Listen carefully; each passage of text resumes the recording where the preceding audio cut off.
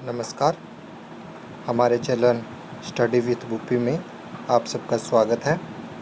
आज हम जो हमने भाग पहला पढ़ा था उसके अंदर जो हमने वर्ण विचार, उच्चारण स्थान और प्रयत्न पढ़े थे, आज उसी को हम आगे बढ़ाते हुए उन जो थ्योरिकल भाग था उसके ऊपर वस्तुनिष्ठ प्रश्न लेके आए हैं जो अलग अलग परीक्षाओं में पूछे गए हैं।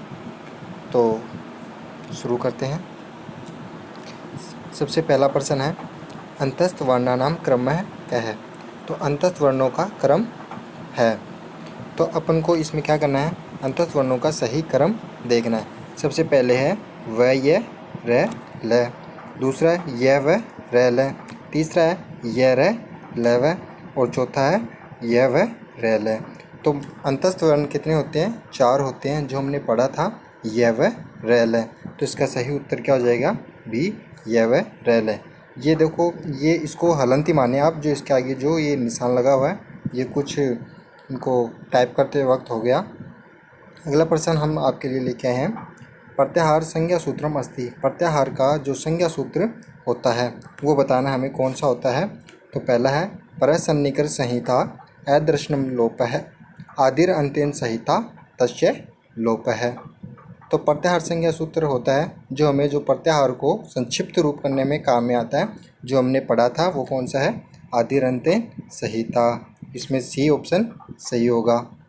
अगला है ली वर्णस्य ल वर्णस्य उच्चारण स्थानम विद्यते, अर्थात ल वर्ण का उच्चारण स्थान है।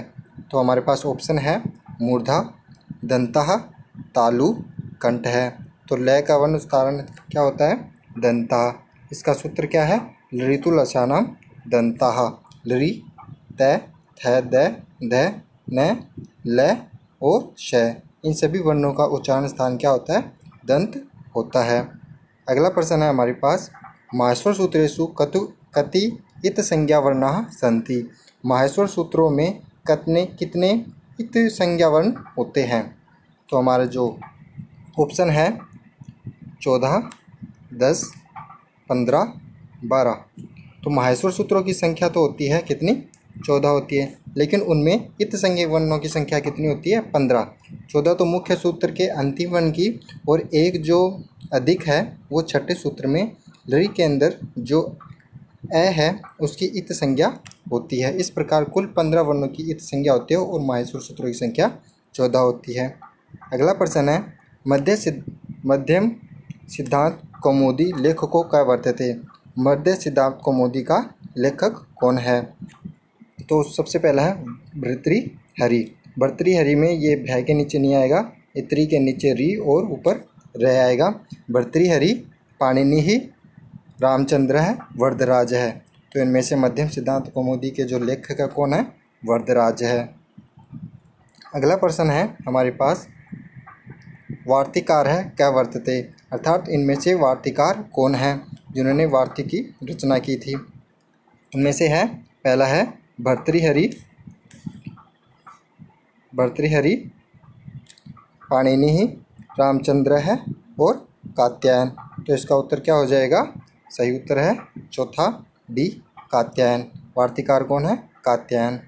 अगला प्रश्न हमारे पास, स्पर्श वर्णाः सन्ति, अर्थात स्पर्श वर्ण होते हैं। पहला ऑप्शन हमारे पास 25, 15, 18, 24। तो स्पर्श वर्णों की संख्या कितनी होती है, 25।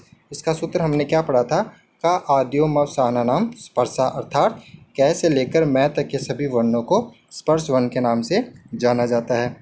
अगला प्रश्न है हमारे पास, व्यय व्यंजनस्य उच्चारण स्थानम अस्ति, अर्थात व्यय व्यंजन का उच्चारण स्थान होता है।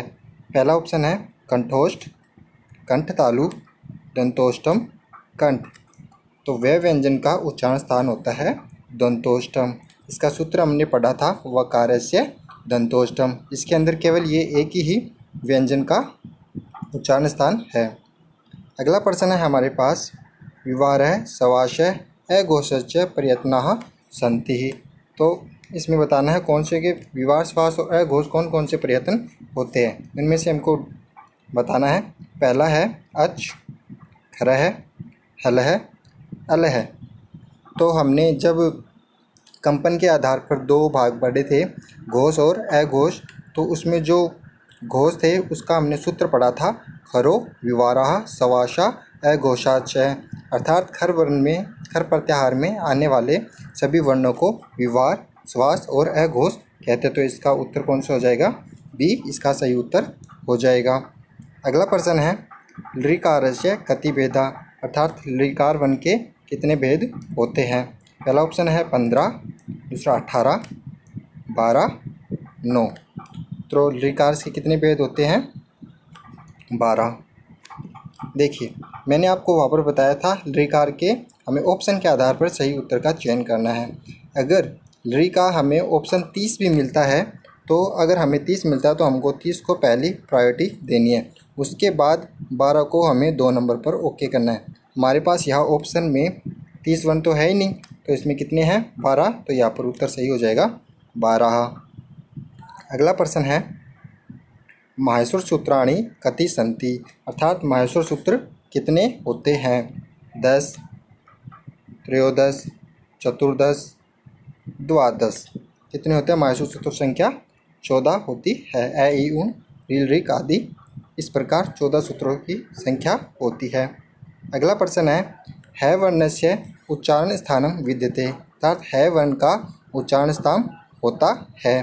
पहला ऑप्शन है मूर्धा, कंठ, तालु, नासिका। है वर्ण का उच्चारण स्थान क्या होता है? कंठ। उच्चारण स्थान में हमने पहला सूत्र पढ़ा था अकुह विसर्जनीय नाम कंठ है, अर्थात ए आ कै वर्ग कै ख ग घ घ है और विसर्ग का उच्चारण स्थान कंठ होता है। अगला प्रश्न है अंतस्था वर्णा कति वर्तते, अर्थात अंतस्थ वर्णों की कितनी संख्या होती है? पहला ऑप्शन है 2, 5, 4, 6। अंतस्थ व्यंजनों की संख्या कितनी होती है? 4। कौन कौन से? य, व, र, ल, जो हमने पहले प्रश्न में पढ़ा था। अगला प्रश्न है हकार आदिषु अकार किमर्थम, जो हकार आदि जितने भी व्यंजन हैं उसमें जो अकार जुड़ा हुआ है वो किस लिए जुड़ा हुआ है, किस अर्थ में जुड़ा हुआ है? तो हमारा पहला ऑप्शन है शोभानार्थम, मंगलार्थम, उच्चारणार्थम और पूर्णार्थम। तो हमारे जो हमने पढ़ा था कि इसमें उच्चारणार्थम के लिए हकार आदि में जो अ जुड़ा हुआ है जिससे हम व्यंजनों का उच्चारण कर सकें। अगला प्रश्न है अक प्रत्याहार कति वर्णः, अक प्रत्याहार के अंदर कितने वर्ण आते हैं? अक प्रत्याहार के अंदर कितने वर्ण आते हैं? पहला ऑप्शन है 5, 10, 7, 9। तो अक प्रत्याहार में हमें गिनने के लिए अंतिम वर्ण को तो हम शामिल करेंगे नहीं सूत्र को, तो हम गिन लेते हैं ए, ई, उ, री, लृ।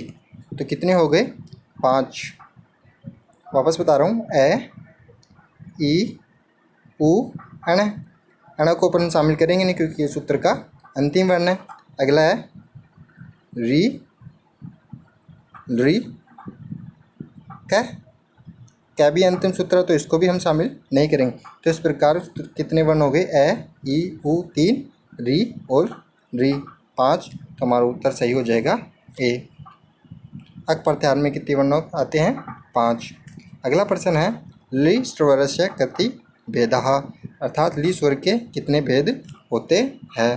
पहला ऑप्शन है 12, 18, 6, 9। तो जो लृ स्वर है उसके कितने भेद होते हैं? 12। लृ के भी 2 भेद होते हैं, एक तो 30 भेद होते हैं और एक 12 भेद होते हैं। हमें 30 वाले अगर ऑप्शन में हमारे पास है तो 30 वाले को पहली प्रायोरिटी देनी है और 12 वाले को द्वितीय प्रायोरिटी देनी है, क्योंकि जो री और जो लृ वर्ण है, लि और लृ वर्ण है, इन दोनों की सहवर्ण संज्ञा मानी जाती है, अर्थात इन दोनों के 30-30 रूप मान्य भी है और 12-12 रूप भी मान्य है। अगला प्रश्न है हमारे पास संयुक्त वर्ण है अस्थि, इनमें से संयुक्त वर्ण कौन है, अर्थात जो 2 वर्णों के योग से बना हुआ है? पहला ऑप्शन है बै, न, बै और श। तो इसका सही उत्तर क्या हो जाएगा? श। श है वो किससे बना है? कै और श के योग से बना है, तो इसलिए हमारा उत्तर सही क्या हो जाएगा? डी। अगला प्रश्न है उच्चारण स्थानानि कति सन्ति, अर्थात उच्चारण स्थान कितने होते हैं। पहला ऑप्शन है पंच, षट, अष्टौ, नव। तो उच्चारण स्थान कितने होते हैं, अष्ट, 8 होते हैं। अगला प्रश्न है अच प्रत्याहार वर्णा सन्ति, अच प्रत्याहार के अंदर कितने वर्ण आते हैं। अच वर्ण के अंदर 9, 13, 14, 15। तो अच के अंदर कितने आते हैं, 9। कौन से अच में कौन कौन से आते हैं, अर्थात हमारे सभी स्वर। कौन कौन से, ए, ई, उ, री, ली, ए, ओ, ऐ और औ। ये कुल 9 प्रकार के स्वरों को शामिल किया जाता है। अब देखिए मैंने वहाँ पर 9 भी बताए थे और 13 भी बताए थे और 21 भी बताए थे। तो इनमें किस प्रकार से होंगे कि अगर हमें सीधा पूछ ले स्वरों की संख्या होती है तो हमें बताना है स्वरों की संख्या कितनी होती है, 9। अगर हमें पूछ ले व्यवहारिक आधार पर स्वरों की संख्या होती है कितनी होती है, 13। अगर हमें पूछे पाणिनि शिक्षा के अनुसार स्वरों की संख्या होती है तो हमें बतानी है 21 या 22। तो यहाँ पर हमें सीधा प्रश्न पूछा गया अच प्रत्याहारे स्वरा सन्ति, तो अच वर्णों की संख्या होती है तो कितनी होती है, 9। तो इसका पहला ऑप्शन सही हो जाएगा। अगला प्रश्न है हमारे पास स्वराः कति, अर्थात स्वर कितने होते हैं। तुम्हारे पास पहला ऑप्शन है पंच, अष्टौ, एकादश, 9। तो स्वरा कितने होते हैं, 9, जो हमने पढ़े। अगला प्रश्न है तय वर्गस्य उच्चारण स्थानम भवति, अर्थात तय वर्ग का उच्चारण स्थान होता है। पहला ऑप्शन है नासिका, मूर्धः, कंठः, दंतः। तो तय वर्ग का उच्चारण स्थान होता है दंता। सूत्र क्या है, ऋतु लसानाम दंतः, अर्थात लृ, तय वर्ग, तय, थ, द, ध, न, ल और स, इन सभी वर्णों का उच्चारण स्थान क्या होता है, दंत। तो यहाँ पर उत्तर कौन सा सही हो जाएगा, डी, ऋतुलक्षणम दंतः। अगला प्रश्न है अभ्यंतर प्रयत्नाः सन्ति, अर्थात अभ्यंतर प्रयत्न होते हैं। पहला ऑप्शन है त्रयः, पंच, सप्त, एकादश। तो अभ्यंतर प्रयत्न की संख्या कितनी होती है, 5। कौन कौन से होते हैं, स्पृष्ट, ईषत् स्पृष्ट, ईषत् विवृत, विवृत और संवृत। कुल 5 प्रकार के अभ्यंतर प्रयत्न होते हैं। तो इसमें उत्तर कौन सा हो जाएगा, बी, पंच। अगला है बाह्य प्रयत्नाः सन्ति, अर्थात बाह्य प्रयत्न होते हैं। उत्तर है एकादश, त्रयोदश, चतुर्दश और पंच। तो बाह्य प्रयत्नों की संख्या कितनी होती है, एकादश, 11। संवार, विवार, घोष है, घोष, इस प्रकार कुल 11 प्रकार के होते हैं। अगला प्रश्न है पाणिनि सूत्रेषु माहेश्वर सूत्राणाम कति प्रत्याहार उल्लेखिता, जो पाणिनि शिक्षा के अनुसार है जो माहेश्वर सूत्र है उनमें वर्णों की कितनी संख्या बताई गई है। तो पहला ऑप्शन है हमारे पास 21 प्रत्याहारों की संख्या बतानी है, इसमें 42, 44, 46। तो पाणिनि शिक्षा के अनुसार कितनी बताई गई है, 42। 41 प्लस 1, एक कौन सा है, रे प्रत्याहार। इस प्रकार कुल 42 बताए गए हैं। तो ऑप्शन कौन सा सही हो जाएगा, बी। चलिए अगला प्रश्न लेते हैं। अगला प्रश्न है एकस्य अकारस्य कति भेदः, तो हमें यहाँ पर क्या पूछे, आकार के भेद पूछे। आकार के भेद 15, 18, 13, 9।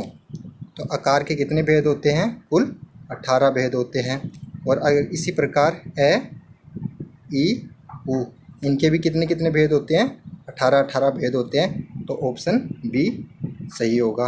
अगला प्रश्न है ह्रस्वस्वराः सन्ति, ह्रस्वस्वराः सन्ति, ह्रस्व स्वर होते हैं। ऑप्शन है 5, 8, 9, 11। ह्रस्व स्वरों की संख्या कितनी होती है, 5। इसमें कौन कौन से आएंगे, ए, ई, उ, री, लृ। कुल 5 प्रकार के ह्रस्व स्वरों को शामिल किया गया है। अगला प्रश्न है माहेश्वर सूत्राणाम प्रयोजनम अस्ति, माहेश्वर सूत्र का क्या प्रयोजन है, अर्थात क्या उद्देश्य है। तो हमारे पास पहला ऑप्शन है वर्ण परिचय, मंगलाचरणम, प्रत्याहार निर्माणम, पद संज्ञा। तो माहेश्वर सूत्रों को हम किस लिए काम में लेते हैं? प्रत्याहार निर्माण के लिए काम में लेते हैं। तो ऑप्शन सी सही हो जाएगा। अगला प्रश्न है, हल इत्यस्य प्रत्याहारस्य तात्पर्यः अदत्तः तात्पर्य वर्तते। अर्थात हल यहाँ पर प्रत्याहार से क्या तात्पर्य है? कर्षयंत्रम, व्यंजनानि, स्वरः, समाधानम। तो उत्तर क्या हो जाएगा? व्यंजना। हमने वहाँ पर पढ़ा था कि जो स्वर है उनको अच के नाम से जाना जाता है और हल को व्यंजन के नाम से भी जाना जाता है। तो यहाँ पर उत्तर भी सही हो जाएगा। अगला प्रश्न लेते हैं, एकस्य एकारस्य कति भेदः। अर्थात यहाँ पर क्या पूछा है? एकस्य एकार के भेद पूछे हैं। तो एकार के कितने भेद होते हैं? कुल 12 भेद होते हैं। Option C. और किस किस के होते हैं? ए, ऐ, ओ और औ। इन 4 वर्णों के कितने कितने भेद होते हैं? 12 भेद होते हैं और इनमें ह्रस्व का अभाव पाया जाता है। तो इसलिए हमारा उत्तर सी 12 सही हो जाएगा। अगला प्रश्न लेते हैं, पाणिनि मते संस्कृत भाषायां वर्णाः सन्ति। पाणिनि जो मत के अनुसार है, शिक्षा के अनुसार है, जो हमारे वर्णों की संख्या बतानी है। तो कितनी है? 52, 42, 64, 48। पाणिनि शिक्षा के अनुसार कुल 63 या 64 वर्णों की संख्या बताई गई है। तो इसमें उत्तर कौन सा? सी सही हो जाएगा। अगर आपको हमारा वीडियो अच्छा लगा है तो लाइक, शेयर और सब्सक्राइब जरूर करें। और जितने भी आपके जो सहपाठी है, जो रीट की तैयारी कर रहे हैं, सेकंड ग्रेड की तैयारी कर रहे हैं, जिनको संस्कृत जिन्होंने रखा है प्रथम भाषा में या द्वितीय भाषा में रीट के अंदर, उन तक पहुँचाए। धन्यवाद।